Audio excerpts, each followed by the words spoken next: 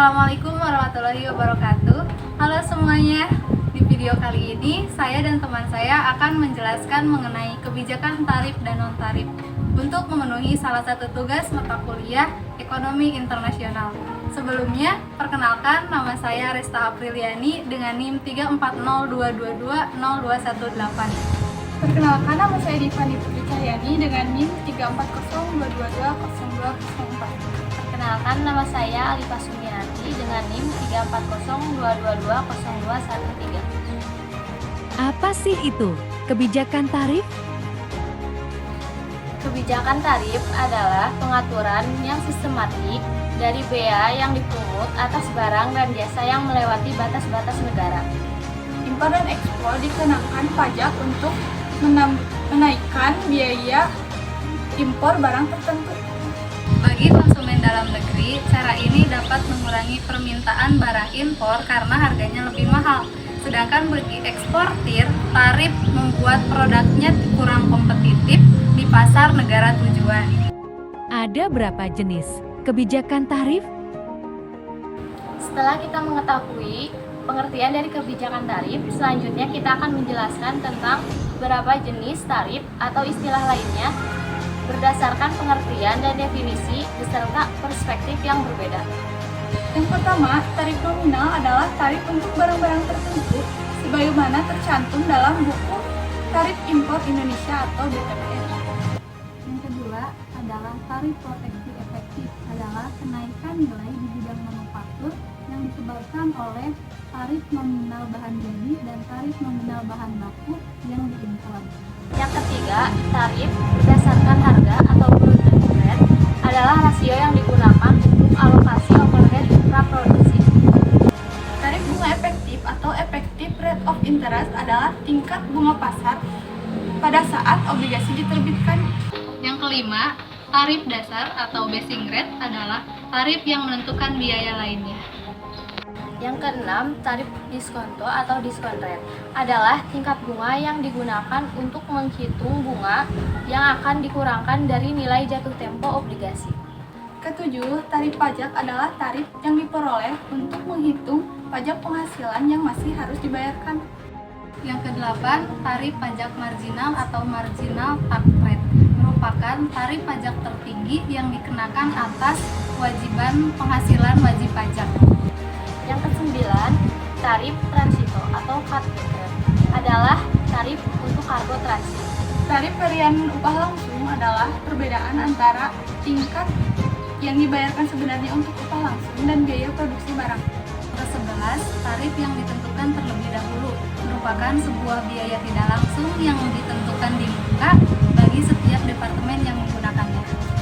Yang ke-12, tarif ad valorem adalah pajak impor yang digunakan berdasarkan presentasi tertentu dari nilai produk yang diimpor. Oleh karena itu, nominal tarif yang dibayarkan tergantung pada perkembangan harga produk impor di pasar internasional. Tarif spesifik adalah bea masuk yang dihitung berdasarkan nominal tetap dan tidak berubah pada harga suatu barang. Apa itu kebijakan non-tarif? Nah, setelah membahas tentang kebijakan tarif, selanjutnya kita akan membahas tentang kebijakan non-tarif. Apa sih itu kebijakan non-tarif? Kebijakan non-tarif merupakan sebuah kebijakan perdagangan selain tarif impor yang dapat menimbulkan distorsi dan mengurangi potensi perdagangan internasional. Kebijakan non-tarif dianggap sebagai pengacau impor atau memperlakukan barang impor secara tidak adil. Tindakan non-tarif umumnya didefinisikan sebagai pembatasan karena pembatasan kondisi pasar atau persyaratan faktor-faktor tertentu yang membuat produk impor mahal. Hambatan non-tarif adalah hambatan yang dihadapi oleh pelaku ekspor selain pengenaan biaya tarif pada produk yang masuk ke negara tertentu. Ada berapa bentuk-bentuk kebijakan non-tarif? Adapun bentuk-bentuk kebijakan non-tarif sebagai berikut. Yang pertama, perizinan. Perizinan merupakan suatu hambatan paling umum yang digunakan dalam impor langsung. Pemerintah memberikan lisensi kepada pengusaha yang memungkinkan pengusaha untuk mengimpor jenis barang tertentu ke negara tersebut. Hampir semua negara maju telah memperkenalkan hambatan non-tarif ini untuk perdagangan. Yang kedua, kuota impor adalah memberlakukan batasan sejumlah barang-barang tertentu yang dapat diimpor. Gangguan ini sering dikaitkan dengan penerbitan lisensi. Yang ketiga, pembatasan kuantitatif adalah suatu hambatan administratif langsung oleh peraturan perdagangan luar negeri dari suatu negara. Yang keempat, voluntary export control merupakan suatu pengendalian ekspor yang dilakukan secara sukarela. Hambatan semacam ini merupakan suatu tindakan sukarela yang dilakukan oleh negara pengekspor, bukan negara pengimpor. Keefektivitasan kebijakan non-tarif.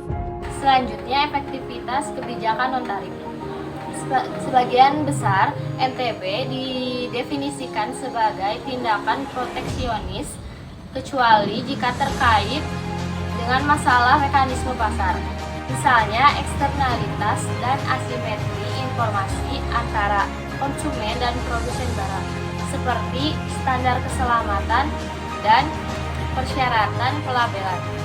Perlunya perlindungan tidak hanya bergantung pada produk impor, tetapi juga pada berbagai pembatasan perdagangan oleh pemerintah negara maju kepada negara-negara pengguna NTB. Hal ini menimbulkan hambatan serius bagi pertumbuhan dan perdagangan internasional bagi ekonomi global. Oleh karena itu, NTB merupakan bentuk perlindungan baru untuk menggantikan bentuk tarif tradisional. Selanjutnya, pengertian ekspor. Ekspor menurut Tanjung 2011 adalah pengeluaran barang dari daerah pabean Indonesia yang dikirim ke luar negeri menurut ketentuan-ketentuan tertentu, khususnya peraturan kepabeanan yang memerlukan izin khusus dari eksportir atau Direktorat Jenderal. Kemudian, menurut Fatmawati 2013, ekspor adalah kegiatan menjual barang atau jasa di luar daerah pabean yang sesuai dengan peraturan perundang-undangan yang berlaku. Contohnya, daerah pabean yang merupakan seluruh wilayah dari suatu negara yang dikenakan bea masuk dan ekspor atas semua barang yang melintas di wilayah tersebut maupun di batas wilayah tersebut, kecuali di bagian-bagian tertentu yang secara tegas dinyatakan bukan bagian dari wilayah tersebut. Ada banyak faktor yang dapat mempengaruhi perkembangan suatu negara. Beberapa faktor datang baik dari dalam negeri maupun luar negeri, antara lain Adapun kebijakan pemerintah di bidang perdagangan luar negeri yaitu seperti 1. Pemberian formalitas ekspor, pembelian fasilitas produksi untuk barang ekspor, dan pembelian fasilitas ekspor. Yang kedua, kondisi pasar luar negeri. Kekuatan permintaan dan penawaran di berbagai dunia dapat mempengaruhi harga pasar. Ketika kuantitas barang yang diminta di pasaran memudahkan untuk menentukan harga yang dinegosiasikan di pasar internasional.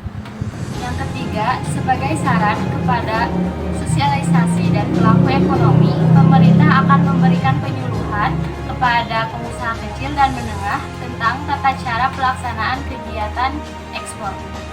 Pemberitahuan ekspor barang adalah pemberitahuan pabean ekspor. Barang ekspor baik berupa elektronik maupun bentuk kertas. Pemberitahuan pabean ekspor diatur oleh Departemen Umum Peraturan Pabean. Salah satu fungsi utamanya adalah untuk melindungi masyarakat, melindungi industri dalam negeri, dan kepentingan nasional yang memantau dan mencegah keluar masuknya barang impor. Total pendapatan ekspor ditentukan tidak hanya oleh kuantitas dan volume produk yang diimpor, tetapi juga oleh harga. Jika harga ekspor menurun, lebih banyak ekspor yang dijual untuk menjaga pendapatan total tetap konstan. Sebelum ditutup alangkah baiknya kita pantun dulu. Malam Jumat bermain catur. Duduk di kursi kepala terbentur. Mohon maaf atas segala tutur. Video ini mungkin agak ngelantur. Sekian, terima kasih. It's tunggu dulu. Belum selesai. Balikan nih. tuh.